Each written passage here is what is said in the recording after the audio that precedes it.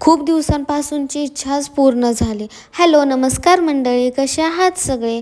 आज त्यांना आणि मला दोघांनाही सुट्टी होती, त्यामुळे जरा उशिराच उठलो. त्यानंतर सगळी कामं आवरून घेतली. काल झोपायला खूप उशीर झाला होता, त्यामुळे लवकर जाग पण आली नाही. मग म्हटलं आज बाहेरूनच जेवण मागवावं, म्हणून छान जेवण मागवलं आणि जेवण केलं. आज खूप दिवसांपासूनची माझी इच्छा होती, ती म्हणजे नारायणपूरला जायची. आज फायनली ती पूर्ण होणार, म्हणून आम्ही सगळ्यांनी आवरलं आणि मग नारायणपूरला जाण्यासाठी निघालो. त्यासाठी मी असा माझा लूक केला होता, सिम्पलमध्ये. छान कुर्ती पिंक कलरची घातलेली आणि छान आवरून आम्ही निघालो. आम्ही दोघे जाणार होतो. मग जाताना कमलेश भाऊजी आणि दादा भाऊजी असं आम्ही चौघे मिळून गेलो.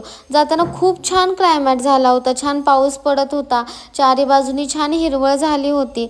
मग आम्ही मंदिरामध्ये पोहोचलो, दर्शन वगैरे घेतलं छान. आणि येताना तिथे एक महादेवाचं मंदिर पण होतं, तिथे पण छान पाया वगैरे पडलो.